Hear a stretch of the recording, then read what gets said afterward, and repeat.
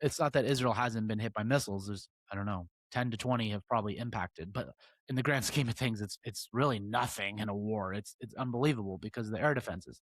But that narrative cannot exist from the anti-US, anti-Israel camps. They have to lie because the truth is too painful. We're watching a war unfold in real time. Missiles, airstrikes, headlines. But what if I told you that might not be the most dangerous part? Because right now, alongside the war in Israel and Iran, there is another war being fought, one that most people don't even realize they're part of, a war of information. Today, I'm joined by Travis Hawley, a former U.S. Air Force intelligence analyst who has worked with the NSA and U.S. Central Command. His job is to track cyber threats, analyze open source intelligence, and expose disinformation campaigns in real time. So the question is no longer just what's happening in this war. The real question is how much of what you think you know is actually true. Travis, welcome to our show. Thank you, Daniel. Certainly, the prevailing topic of discussion is the information warfare happening out there. So definitely something that needs a lot more attention than it already does. Is the current war against Iran also an information war? And are people being lied to about what's happening right now? So there's always an information war layered on top of all kinetic wars. This is actually not new whatsoever. We saw this back in um, the Civil War before we even had the technology we had now. There was disinformation, or what is called more in the military nomenclature as deception. And what we have now is industrial scale, very low barrier to entry, digital deception in our hands all day, every day. So, of course, the war with Iran is also an information war. But what I assess or maybe fear is that kinetic wars are increasingly feeling like they are subordinate to information war that happens at the same time, because the information war is having so much influence on the kinetic wars that steering public perception steers military action. And that may be a fundamentally easier way to win a war than to actually do it through bombs. Now, how much of what people are seeing online right now about this war is actually fake, manipulated, or misleading? Is this like a coordinated campaign? Who's behind it? Maybe you can get into that. Well, I mean, it's not really possible to measure, so to speak, how much is fake or how much is real. That's not something that is necessarily possible to do. What we do know is that we are swimming in disinformation and misinformation, and that there is a considerable amount of recycled footage from previous wars and conflicts that gets purported to be related to this war, and also unrelated footage and content. And now, even worse, is the AI content that is now adding just another increasingly insurmountable challenge to understanding what is real and what is not. Unfortunately, cynically, I tell people most of what you're seeing is probably not true or is not entirely true.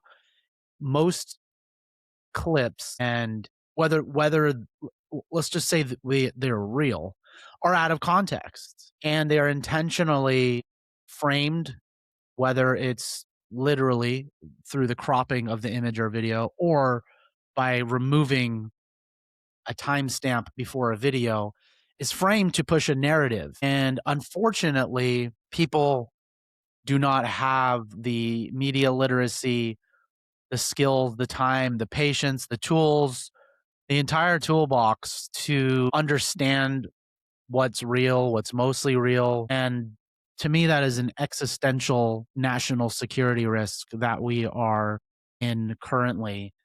And I would say, in, I don't know, again, this assessment is not entirely important, a year or 2 years, whatever it is, we will lose grip with reality almost entirely because most of what we see will be fake. And I believe that because the accuracy and the convincibility of AI generated content is scary. I do a lot of debunking of AI generated content, and I'm still able to do that through certain methodologies, which include sometimes just literally knowing physics. But those red flags in AI generated content are slowly disappearing. And not only is the ability to detect AI becoming increasingly difficult, I feel like cynically people's desire to even care if it's real or not is disappearing as well because so long as it fits your narrative, you'll accept it as truth regardless if it's real or not. I have people all the time telling me when I debunk AI content, no matter what evidence I give them, they won't accept it. Nothing can convince them otherwise. People, unfortunately, we're having a population at large that actually doesn't want truth. And that's very scary. They want affirmation. And this disconnection with reality, I see as an existential national security risk. And something else I'm seeing recently as it pertains to Israel related disinformation is we saw this campaign that Bibi is dead, Prime Minister Benjamin Netanyahu is dead. And every video that came out, people just said that's AI. No matter what. Again, no evidence couldn't convince them otherwise. Every single video, that's AI. Okay, so then why is this one AI as well? New reason. Oh, his ring, his pocket. They will always find some reason to also now say that real content is AI. I thought we were going to have a disinformation apocalypse because of AI generated content. I now have learned in the last couple weeks that we will also have the other side of the coin where real content will now be accused of being AI content. And that double screws society. I was going to ask you to give me like an example of a lie about this war that's fooled a lot of people. I mean, you brought up the BB thing, but is there anything else that comes to your mind as an example of something that's fooled people? So a lot of accounts are just saying that Israel is being decimated, the US military is being decimated. There's tons of footage from say the April, November of 24, June 25, all of these previous larger salvos of missiles being launched at Israel. They're just recycling all this and they just say every day they post it and just say it's from today and using any kind of footage, old footage, real or not, to be like, look, Israel is destroyed. The US military is destroyed. It's actually laughable and equally outraging because with just bare minimum research skills, it's easy to debunk all of these claims. It's not that Israel hasn't been hit by missiles. There's, I don't know, 10 to 20 have probably impacted, but in the grand scheme of things, it's really nothing in a war. It's unbelievable because of the air defenses. But that narrative cannot exist from the anti US, anti Israel camps. They have to lie because the truth is too painful. So that is another thing that is just incessant and everywhere. And it's in so many different forms from AI content to recycled content to just the wrong content. It's from like a different war or something. So that's another lie. I mean, there's so many. I mean, it's literally just a war of lies. Interestingly enough, information warfare can can be done to a degree ethically and morally, I think to a degree, by using true information. But the moment you start lying, it works. I'm not saying it doesn't work, but that may, to the outside observer who can see that it's blatantly lies, it suggests that they will stop at nothing to push a narrative. And it shows that the narrative is more important than reality. Could you walk me through how a false narrative, let's say about Israel, actually goes from nothing to global belief? Like, who are the key players in that pipeline from creation of the footage to the amplification? Yeah, sure. So it can be distributed and developed in many different ways. So there are nation state actors or foreign adversaries who have the resources, capability, intent to do this, and they do, right? Commonly, we know Russia, China to some degree supports it. The Islamic Republic of Iran, absolutely, and Pakistan, Turkey, they're all involved. I mean, first of all, every developed sort of modern military country has like deception operations, information operations. We have all these words. So there's nation state actors. Then there are mercenaries. There are businesses like especially in throughout Asia, Southeast Asia, things of that name, where you can just hire them. It's disinformation as a service, DAS. And you can hire people who may or may not be ideologically aligned. They may be. They may not. They just do it for economic purposes and run these what we call sock puppet or bot farms, where they either create and or distribute these lies or these narratives on social media at scale using the accounts they have access to. So there's that. And then there's sort of the useful idiots. Like I tell people increasingly, we don't need Qatar, China, Russia, Turkey, Islamic Republic of Iran to do information operations against us, really. We do it against ourselves. There's people in our own countries who just love to lie about anything as well and will push out the same narratives that foreign adversaries would put, either because they're stupid and they just believe it, or their actually intent is to deceive and to just stir up shit. So I think there's sort of I can't say that I can prove it. It's more of a maybe a hypothesis and a feeling at this moment, but I just am sensing that domestic information operations narrative warfare is just leading the charge more than the adversaries need to be anymore. And in part, that's because we have in the West demoralized societies. A demoralized society has lost trust in institutions, in its government, and its information environment, in everything.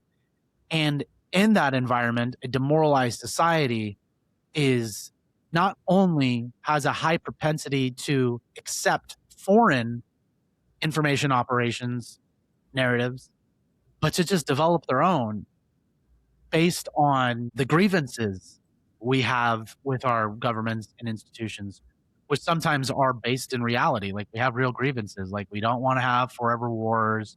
We want to really feel like wars make sense. We feel like healthcare isn't serving us. Cost of living's up. Governments lie to us. Like there's a lot of grievances that are based in reality. So it's tough to just call everyone a liar when we have to understand that the soil that lies are seeded in a lot of times are in the demoralization of Western grievances. How much influence do people like, Tucker Carlson, Candace Owens have to, push these narratives, this misinformation out there? Well, it's hard to measure influence, but we can measure engagement and views. So influence, you might it's oftentimes subconscious or unconscious, the way we're influenced, and it is through enough times over time hearing certain belief systems and lies and claims. So, in that sense, where you can be absolutely certain that they have considerable influence, whether we can measure that is another thing. They have 5, 6 million subscribers on just like YouTube and then add up all their socials. I mean, they reach insane audiences. And a way that they do influence that is measurable is you could call, Tucker, Candace, and all this whole squad of people who are just suddenly hate America. not just hate Jews, they suddenly hate America, suddenly hate the administration and stuff like that. Well, we could call them super spreaders to kind of use an unfortunate like COVID era term. Online, in terms of digital virality, they are super spreaders, whether it's content they've made themselves or something they simply retweet. You know, there are there are media figures, influencers that make headlines no matter what they say. In part, that's not just their size of their audience, but also in it's society's reaction to it because it's not just what they put out. Then 1,000 people go out and make reaction videos to it, which I understand. We want to call it out. We want to correct the record. I get that. It it's double sided. It unintentionally also pushes their message further. It's it's a conundrum. I won't pretend to know what to do there. I think you have to take it case by case. But yeah, these media figures are super spreaders. So if I'm a country like Russia, for example, and I want to spread some narrative in America, I just need to get a few of these super spreaders to do my work for me. It seems like it hasn't been easier. This is the easiest time to spread a narrative ever, right? Is that Yeah. yeah? Yeah. Definitely true because of social media and the smartphone. I tell people, I say this all the time, ironically enough, because I have a fairly large social media audience. It's completely ironic. But I tell people that the smartphone and social media together are a weapon of mass destruction. And I would say around 2015 to 16, leading up to President Trump's first um, election win, we started feeling it and seeing it. Yeah, some of it was exaggerated. Russia certainly, without a doubt, put its thumb on the scale for Trump. It certainly does not mean he was in cahoots with it. I don't even care about the politics. We started noticing in the mid 2010s that foreign adversaries were leveraging social media. This is the infrastructure of disinformation and misinformation. And we never had this infrastructure, right? There was radio and television and newspapers and things of that nature, which was an infrastructure as well, but it's not at real time. It became more real time with radio and television, but there were geographical limitations to how far those signals can reach terrestrially. Now with now with the internet, social media is real time. Absolutely. You can literally see a post someone made 5 seconds ago. If you log on Instagram or something and you just happen to open it right when someone posts, it'll say posted 10 seconds ago. It's wild. It's real time, it's at scale, it's global, and it's social, even though it's not, it's antisocial. And that infrastructure is, I don't, not that I know of that anyone predicted this, is the perfect recipe for disaster was the integration, or I don't know if that's the right word, the combination of this in our hands with social media. So we had social media before the smartphone, right? It was the early days. 2009, I believe, was first iPhone. And, we had MySpace, we had Facebook had just became public in the sense that it moved from universities around 2007. You could publicly get a Facebook account. We had Twitter, YouTube had just started. We had social, but we didn't have access on our phones. So in tens, those two things came together that we are inseparable from, I would even call, sadly at this point, I would just call this thing a disinformation machine. And so, yeah, that infrastructure is, to me, I don't know how to reconcile it. I use it. Everyone else uses it, and it could be used for good. There's amazing things on the internet and social media, obviously, but it seems like the bad guys are winning. And it doesn't help that there's an addictive aspect to it. Um, so it's just only going to get worse, right? That's what it seems like. No, These things are designed to be addictive. Yes, they took learnings from casinos. slot machines and things of that nature, and they gamified everything, and that has made it addictive. And I think I'm comfortable saying all of us are addicted to some degree. I'm very addicted. I mean, I do media and intelligence, open source intelligence. Like, I have to live on this stuff for better or for worse, but it is designed to have this intermittent reward system with the likes, the comments, the shares, the buzzing, the notifications, the sounds, the the pop-ups. Everything is designed to keep you looking. And every time, even now, if we put our phone in front of us, it lights up or something. You can't help but to not look at it. It's so innate and unconscious at this point. So yes, layer that on top of the technology, the behavior it's either created or influenced makes this so much worse. And the mood, there's actually a great book by Jared Lanier, who I believe he created virtual reality in the 80s. And then he worked at Meta or YouTube or something for a while. He has a book, I think the title's something called like 12 Reasons to Delete Your Social Media Now. Obviously, it's never going to happen. It's sad, but it's a great book regardless. And he talks about all of these functions of how it's designed, how it manipulates us, and even Tristan Harris, who was on that Netflix documentary about social media, is called The Social Dilemma. He talks about that social media is no longer a tool, because a tool, think of one traditionally, scissors, a hammer, something like that, is something you pick up. It has a utility and you put it down. This thing, which includes social media, which is mostly what we're doing on this stupid thing, it beckons us, it buzzes, it lights, it asks for attention. It requires your attention. You got to keep up with it. Got to get rid of those notifications, get rid of those red dots, the numbers. This thing is not simply a tool. We're the tool of the device. Can you take me inside one of the investigations that you did from the moment you saw something suspicious to what you uncovered? Like what patterns or signals tipped you off?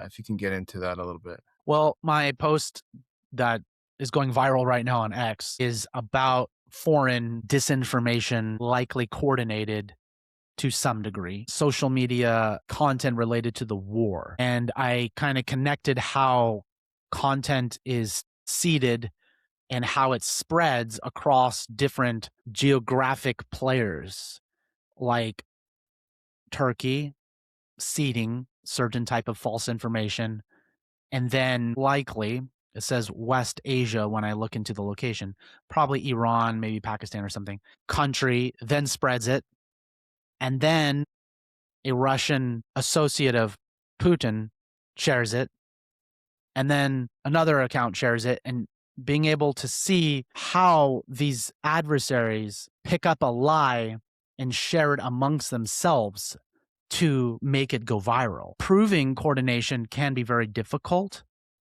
but what we do know is that they are connected through followers and followings. They are, at least in a network sense, they are connected. And from an ideological and intent standpoint, they're on the same page to spread lies that demoralize and malign the Western world.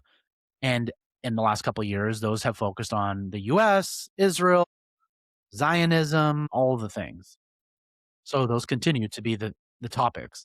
So how do I spot it sometimes? Well, first of all, I tend to just be scrolling, especially on X, but and I'll just see something that to me I'm just like, this is BS. Like, this makes no sense. And then I see the it's from, and the account name is like Iran News or like something generic, and I'm like, okay. So first of all, whatever this is like some spammy page. This isn't some like authoritative news outlet. It's not a person. And then I click into the page and I'm like, it was created in March 2026. Okay. So an account that was just created 2 weeks ago has 1,000,000 views. Huh. And it has 100 followers. Huh. And it has an Iran flag or something. Huh. And then start scrolling the content and I see it's just blasting out content nonstop, all lies. And then I start to notice the language and the emojis it's using. We call these TTPs, tactics, techniques, and procedures. You do this in the cyber world as well. You start to notice things when you're kind of living in it. that are calling cards of actors. They're TTPs. Again, like I said, it could be dates and locations and language and imagery, all sorts of things can kind of help you understand it. And then once you kind of understand that, now when I'm scrolling, I see them instantly. It's just it becomes an unconscious detection. So I see these things, how they format the two pictures. They always do two picture post. One is like an image of a leader, and the second picture is like a flag. And then in the post, they always use three emojis. It's a siren and then two flags, maybe three flags, and then it says breaking. They use the same tactics. Now, again, that doesn't mean the accounts that use the same tactics are coordinated because they could also just steal and adopt those tactics from other accounts. But what I know is they're playing the same game.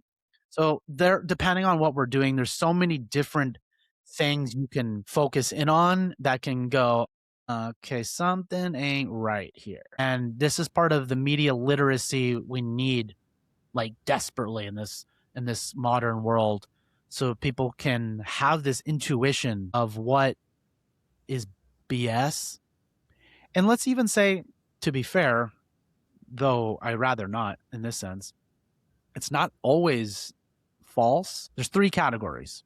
There's disinformation, which is intentionally spreading false information. There's misinformation, which is unintentionally spreading false information or information that's out of context. It may not be a lie, but again, how you crop a video or an image can kind of come across as a lie if you did it on purpose. But a lot of people spread misinformation. They're not doing it on purpose because again, there's useful idiots. And also, again, look, not everyone's media literate. Most people aren't. And then the third category is malinformation. Malinformation is bad information, negative information, but true information. So some accounts do just not just, but they also spread malinformation. That's not illegal. That's not immoral. I mean, that's what media is. If President Trump does something stupid or bad, or anyone does, right? Like people are going to talk about it. It doesn't make it a lie, right? So the spreading of malinformation also has similar effects. It just has different ethics and morals than spreading lies. But some of these accounts do spread malinformation. I think just in my perspective, I'm not going to quantify it. I would say most of what they're spreading is lies. Like most is lies. But they also sprinkle in some malinformation as well. You mentioned a bunch of countries. Do we know, like, how much of it is coming from this country or that country? Or, like, for example, Iran would be strongly incentivized for this war to be pushing a narrative because they're directly involved. Right? Can we see how much of it is coming from one country versus another? No, not really. I mean, it's theoretically possible, but one of the issues with information operations is they're similar to cyber operations like hacking and cyber ISR, which is intelligence. To the attribution of the actor is very tough without if they're not taking any countermeasures or what we call operational security, then it can be much more obvious where they're coming from.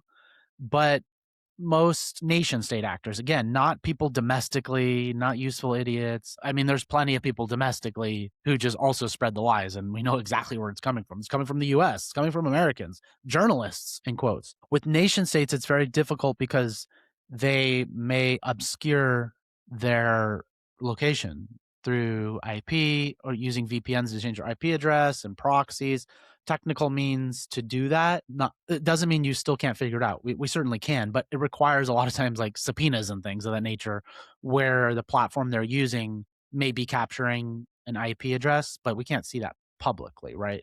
So some stuff can only be like their locations can only be proven, or I would just even say not even always proven, but better assessed because it still could be wrong through subpoenas and intelligence functions, which no one like ordinary citizens have access to that. So that's why it's incredibly hard to measure which percentage countries are involved in things of that nature.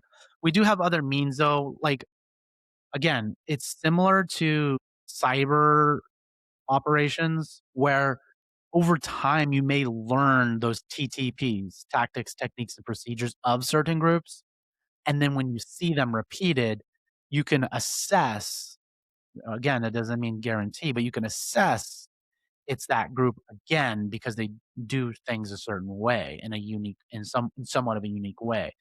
Again, someone can copy those TTPs though, so that's where it gets sort of messy. But yeah, we're not able to say for sure what percentage the countries are in from a open source way.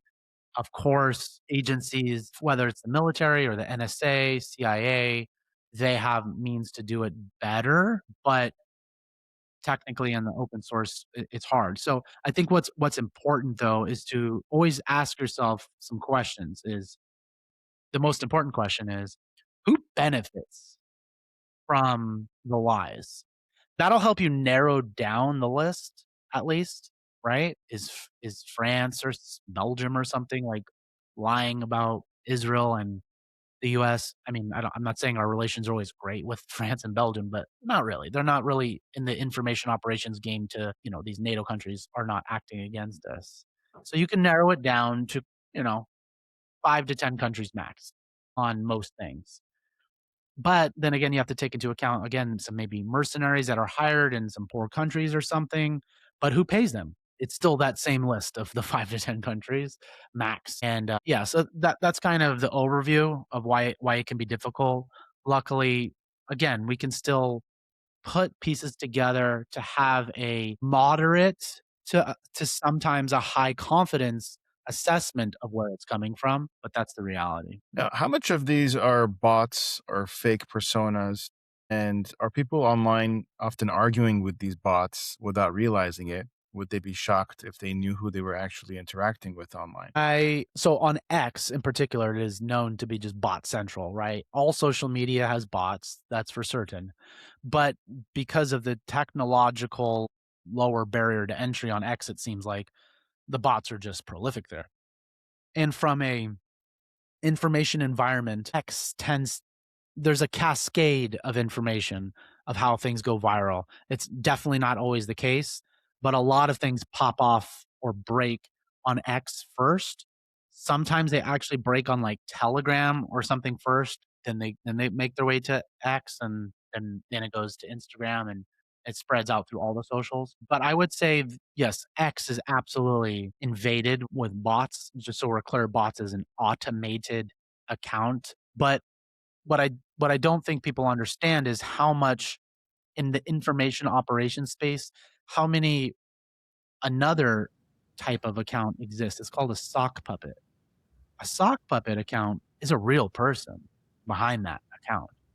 There's a real human to a degree making the post and making the actions, and they may also leverage some automation, but it's not like entirely a computer. It's a persona. They're pretending to be someone else. They're pretending to be John Smith in Arkansas, whatever, and it's not a robot doing it. Now, of course, we expect more bots to take place with generative AI now that the large language models are able to do a pretty damn good job conversationally.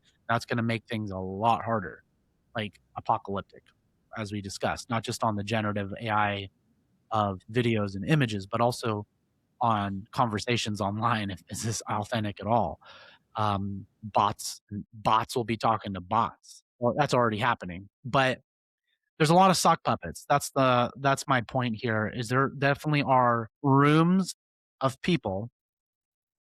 There are rooms of devices, and there are also rooms of people who are behind keyboards also doing this type of work, and that type of work might tend to be more sophisticated, where the human can be way more on their feet and creative than, of course, a bot could.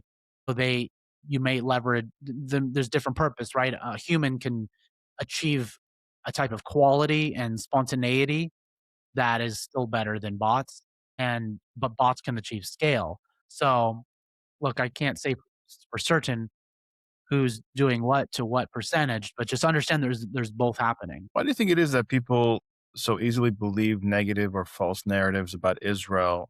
Do you think that anti Semitism plays a role in how fast these narratives spread?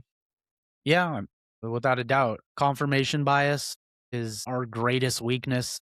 probably ever. And when people are swimming in anti Semitic content, whether it's Jewish and Israel related, it's gonna have an effect. People are gonna over time be like, "It's gotta be true." Like, even if it's an unconscious thought, like, I literally had this guy messaging me last night, and he's like, "Everything can't be lies, bro." And I said, "I'm not saying everything is lies. I'm telling you most of the everything are lies, and I'll stand by that." And unfortunately, a lie told enough times over time is reality. And if you malign any group, of course, it happens to be seems to be the easiest group to bully. I don't know, the Jews, but if you malign them long enough, it takes very little effort for someone to believe it. It's really a volume over time matrix. And that's at least part of as a scientific way of looking at it. Again, to go back to a point, it's also much easier when you have a demoralized society. We are looking for scapegoats.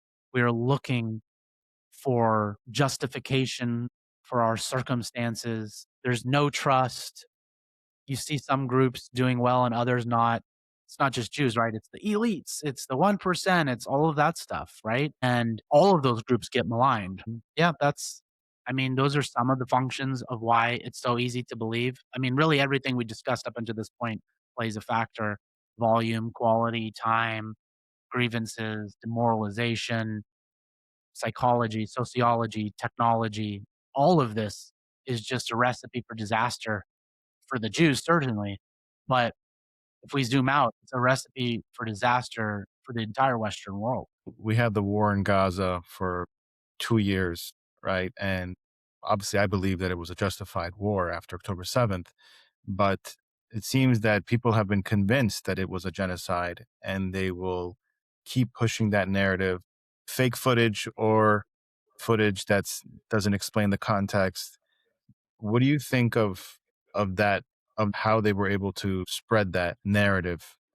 As it pertains to Gaza, it's apart from the war in Ukraine, where Russia invaded a sovereign country and still is to this day. The main development here is it's one of the first wars where we had the phone, smartphone, and social media at its modern scale and addiction levels. Yes, there was the Arab Spring and Syrian Civil War, 2012, 2018 and stuff like that, but it wasn't like it is now. We didn't have 4K videos. Yes, we had camera phones, but they're not that great. And we did get footage. Of course, we did from those as well, but it wasn't prolific like it is now. This is the most documented war in history, right? And that's part of it is the technology, part of why Gaza has so much content and whatnot. Again, including malinformation too. Like it is a war. Like people definitely died, of course, civilians included, whatever. But that's not the whole story. The other story is the narrative warfare for the 2 decades leading up to the Gaza war, where Jews in Israel were maligned, not just on social media, but on college campuses and well before the Gaza war. And these seeds were already planted, possibly intentionally. So every time there is a conflict between Israel and Palestinians, it's automatically Israel's fault 100%. There's never shared fault, never. And that's the dishonesty is okay, if we can critique Israel, why not? Okay, I have no problem. So, but we can't critique Palestinians. It's a narrative warfare that's created a ridiculous double standard and asymmetric advantage to Islamist terrorism. You just reframe it over 2 decades. All you have to do is Orwellian, in an Orwellian function, 1984, the book. Just start changing the language. Whatever you want to be apartheid is apartheid. We'll just change what that is. Whatever you want to be genocide, we'll just change what that means. Occupation, everything. And that doesn't mean people aren't killed. It doesn't mean there isn't sometimes unfair treatments. It doesn't mean that whatever, that there aren't issues. But that's not how the world works, not in nuance. It's I'll just redefine things and then state that as fact enough times over time, and now it becomes fact to a lot of people because you have effectively changed the definition of something and the perception of the world. Change the definition, change the perception, and you have a new reality. Now, some people will say Israel is losing the information war. They need to do a better job. Do you think that there is something that they could do better? I mean, it seems like they're vastly outnumbered. In your estimation, is there anything that could be done with this? So I in my experience, and by the way, for people who don't know, I was the Hebrew translator at US Central Command headquarters. So I work between the Israeli military and the US military. I really understand the cultural differences and approaches to media, information warfare, and things of that nature pretty well. I worked in public affairs, and that's the overt shaping of the information environment, public affairs. It's public relations through content. Information operations is the covert shaping of perception. I didn't do the covert shaping, but the reason why I bring that up is, we work with Dober Tzal, the IDF spokesman between the militaries and things of that nature. And yeah, we do things somewhat differently. And I think from a cultural standpoint, there is a big difference between how Israelis and Americans, let's just say American Jews, in general, think about perception. I definitely think Israel could do better. I mean, we have to be honest. It's not Israel's strength. To be fair, that is an oversight. To be fair, Israel's strong militarily and in the cyber domains, pretty poor in the information domain. Some differences I see, and especially as a translator between the militaries as well, is I have sort of an inappropriate expression. Can I swear here? Go Should I ahead. not?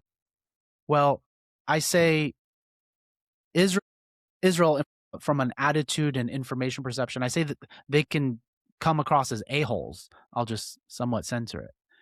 But then Americans can come across as, not use a bad word, weak. And I always try to say Americans can do better coming more on this side of the spectrum, being a little bit more direct. And Israelis can also learn to not always have to be direct. And that's not about misrepresenting, it's about being tactful with language and understanding how the recipient will take certain content and that will affect their perception of you and your intentions, right? We have what are called the whatever far right people in Israel and stuff like this saying all sorts of inflammatory stuff. Yes, maybe some Israelis agree with it. I'm sure some do. I think a lot don't. Unfortunately, this is, to use an expression my friend Johnny likes to use, this gives the noose, the rope to hang yourself from an information standpoint. Is like these are like unforced errors in certain ways that information operations is conducted. There's so many tips I can give. This isn't the format to do that. But the point is there is a lot of things they could do better. However, there's a ceiling, and the ceiling's pretty low because, as you said, the world is so demoralized and Israel is just so deeply maligned that true information doesn't even seep into the minds of these people anymore. They don't care. They don't want to change their mind. They are convinced of something and it will stay that way no matter what. It's way more comfortable to hold on to a belief than to change the belief. So I think you should have realistic expectations. We should improve in information domain. The US, as Americans, we need to improve on this as well. That's actually some criticism I have openly all the time about like the Trump administration is they also do the same thing. They just like they think like being overly direct or tough or whatever is like the way to do it. I wholeheartedly disagree. And Israel often does the same as well.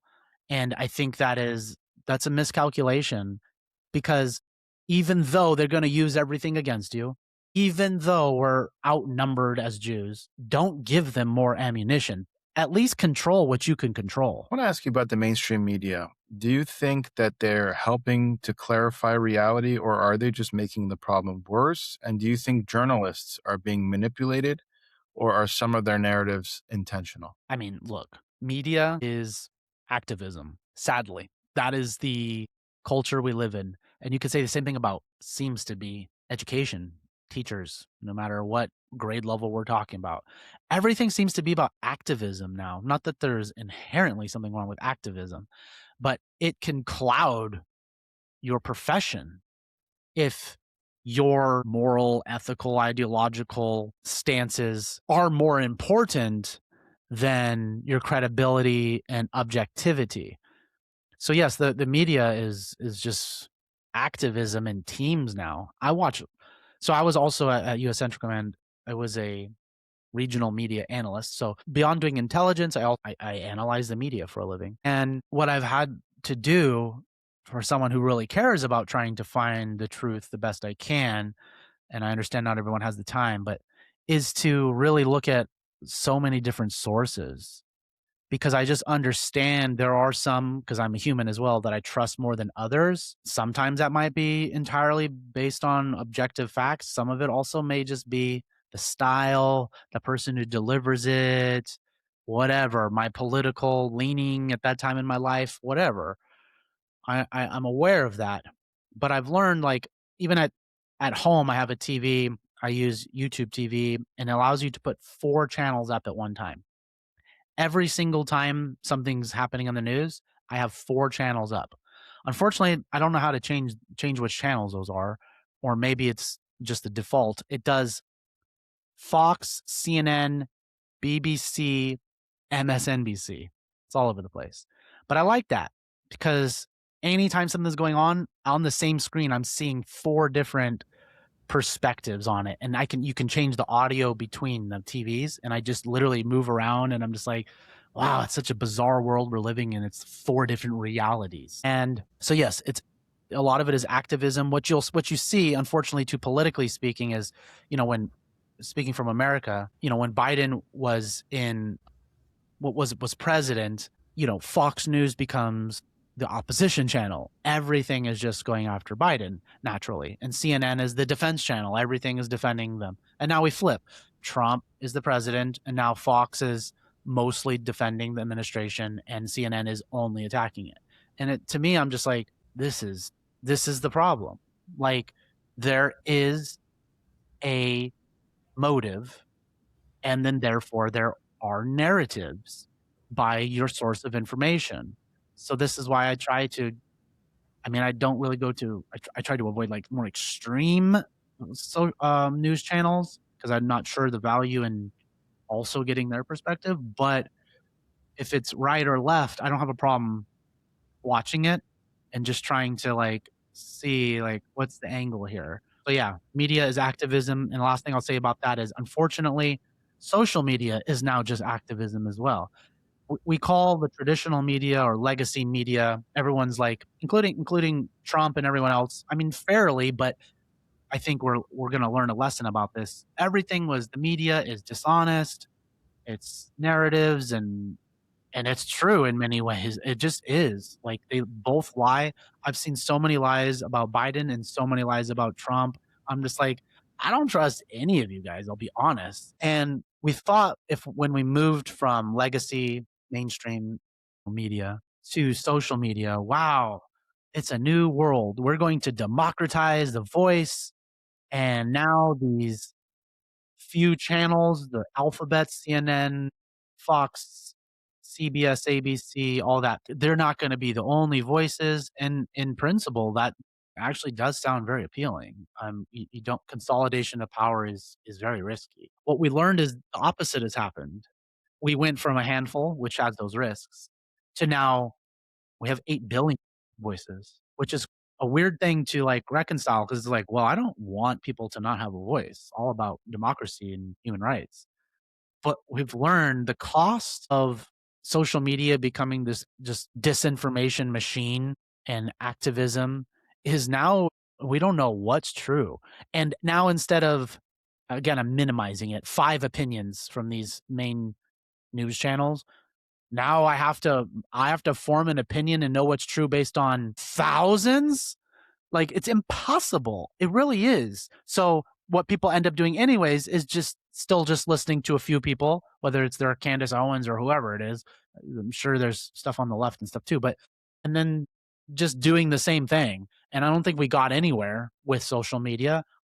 I assess that things are much worse, which is a weird thing to say, that we went from more consolidated power and lies to like something worse. That's possible. It's my hypothesis that's, I think, proving itself more and more each day, and that's what really scares me. Is in a weird way, again, I'm not saying I like consolidated power, but in a strange way, you have to admit, at least we lived in a somewhat of a shared reality. You would say, well, the reality was based on lies, and you want to be cynical. Now, everyone chooses their own reality based on their digital diet. And for some reason, it seems to be worse than a shared reality. Yeah, I agree with you. I think things have definitely got a lot more divisive. And for example, on social media, I will follow people that I want to hear from, which usually just validate my own opinion.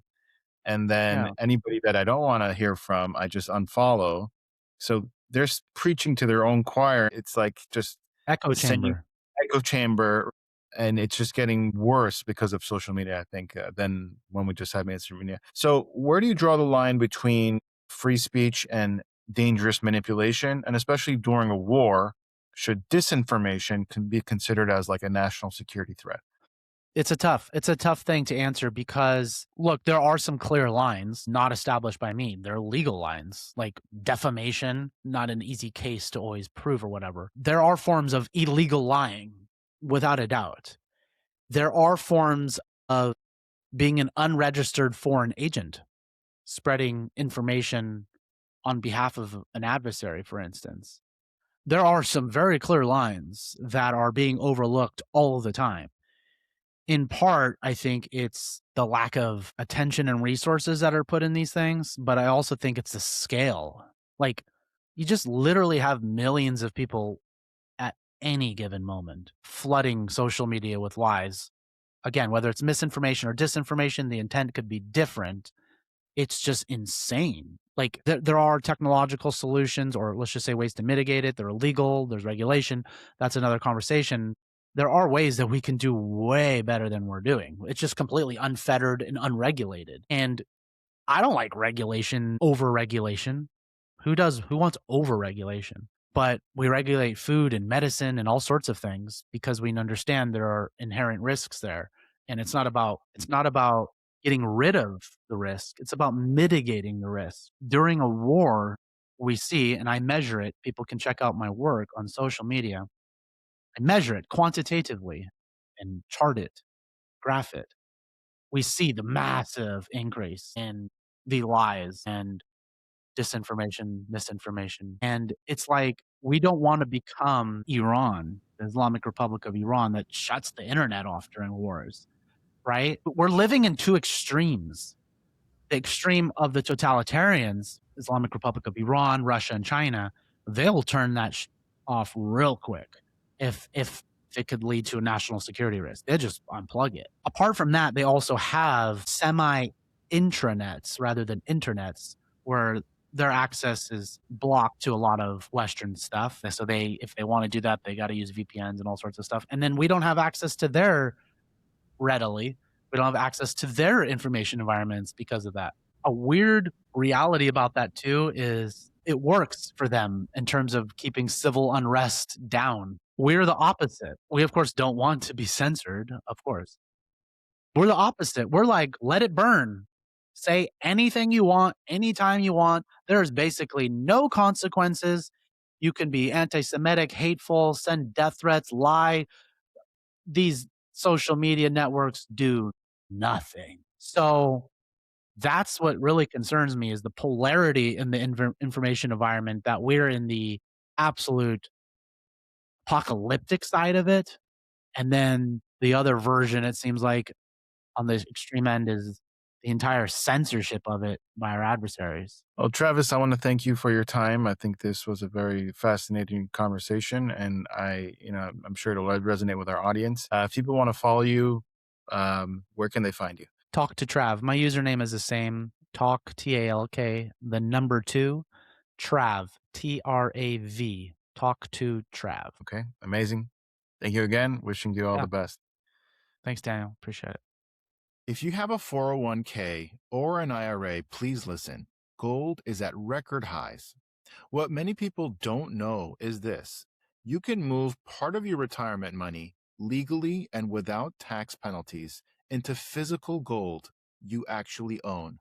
Alpha Omega Gold helps you do this through a gold IRA. Your gold is real, it is stored safely, it is in your name. Learn more at ao.gold/stand. Alpha Omega Gold is our sponsor, and they proudly stand with Israel.